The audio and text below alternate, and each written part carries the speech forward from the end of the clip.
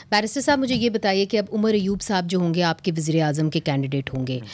عمر ایوب صاحب کی ایک ایسی پرسنالٹی ہے کہ وہ ریکنسیلیشن کر لیتے ہیں, چاہے پاکستان پیپلز پارٹی ہو چاہے پاکستان مسلم لیگ نون ہو. مجھے پتہ ہے آپ یہ کہہ رہے ہیں کہ جی ہم اپوزیشن میں ہی بیٹھیں گے, بٹ اینی چانس کہ وہاں پہ کوئی فلیکسیبلٹی لچک دکھائی جا سکتی ہے؟ دیکھیں, جب عمر ایوب صاحب انشاءاللہ تعالی ہمارے پرائم منسٹریل کینڈیڈیٹ ہے, خان صاحب نے نامنیٹ کیا, اور ہماری تو کوشش ہوگی کہ وہی وزیر اعظم بنے, اور اگر ہماری سیٹیں آ جاتی ہیں تو انشاءاللہ تعالی وہی وزیر اعظم بنیں گے. مگر کوئی کنسنسس کینڈیڈیٹ نہیں ہو سکتا آپ تینوں جماعتوں کے درمیان, Pakistan Peoples Party, Pakistan Muslim League Noon, P T I? نہیں, لیٹس سپوز اگر پاکستان تحریک انصاف اپنا کینڈیڈیٹ ہمارا عمر ایوب صاحب ہے, وہی ہوں گے انشاءاللہ تعالی. اور اگر پاکستان مسلم لیگ یا پیپلز پارٹی نہیں کچھ کرتی اور پھر بھی جو ووٹ پڑ جاتے ہیں تو یو نیور نو کہ جو بھی سیکنڈ اور تھرڈ راؤنڈ اگر ہو جاتا ہے تو یہ پاسبلٹی بالکل اٹ از دیئر کہ شاید ہم ہی جیت جائیں انشاءاللہ تعالی, اگر یہ ہمیں سیٹیں ریفیوز بھی کر دیتے ہیں ہماری جو ہیں. لیکن جہاں تک ان کے ساتھ چلنے کا تعلق ہے تو ہم گورنمنٹ فارمیشن میں کبھی ایسا نہیں بنیں گے ان کے ساتھ اگر ان کی بنتی ہے.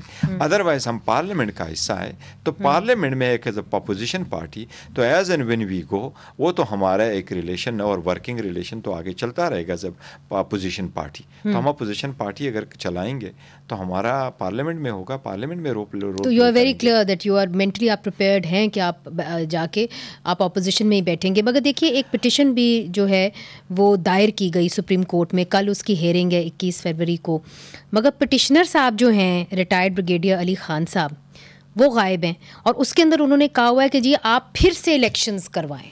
تو کیا پاکستان تحریک انصاف اس کا حصہ بنے گی, اس کو سپورٹ کرے گی اس پٹیشن کو؟ ہم وہ پٹیشن انہوں نے فائل کی ہوگی, اور اس کا پریئر ہمارا یہ نہیں ہے کہ الیکشن آپ ایسے ڈکلیئر کرائے کہ دوبارہ ری الیکشن پہ جائیں. ہم تو سب سے پہلے کہتے ہیں کہ تھرو آؤٹ فرسٹ ٹائم ہے کہ تھرو آؤٹ پیسفل الیکشن ہوا, رائٹ اپ ٹو 5 o'clock جو نان سٹاپ الیکشن ہوئے, اور فارم بنے بھی, سب کے سامنے بنے, سب کو ملے بھی. اب رزلٹ آخر ہوا تو پولنگ اسٹیشن اس مرتبہ فرسٹ ٹائم ہے کہ پولنگ اسٹیشن کے باہر یہ رزلٹ چینج کرائے. تو آپ یہ کہتے ہیں کہ کاؤنٹ پھر سے کرائیں؟ نہیں, ووٹ کاؤنٹ ہو چکے ہیں, فارم بن چکے, اس کی کاؤنٹر فائل بھی ہے. پریزائڈنگ افسران وہ فارم لے کر کے ریٹرننگ افسران کو دیتے ہیں جو کمپیوٹر میں بیٹھ کر کے ٹھیک ہے. تو آپ فارم 45 کہہ رہے ہیں کہ وہ آپ درست دیں تاکہ فارم 47 صحیح بن سکے. فارم 47 بنے اور فارم 48 بنے. فارم 48 ہوتا ہے وہ پولنگ اسٹیشن وائز رزلٹ آ جاتا ہے, ان کا بتاؤ اس کے مطابق جو جیتا ہے وہ جیتا ہوا, وہ ہارا ہوا وہ. اور یہ کہتے ہیں جی کہ سارا اس طرح ڈکلیئر کرا, تو ہم اس کا ایسا نہیں. البتہ ہم یہ ضرور کہہ رہے ہیں کہ آپ اسی طریقے سے پروسیس کو کنٹینیو کرائیں جس طریقے سے ہم کہتے ہیں, یہی آئینی قانونی تقاضا ہے.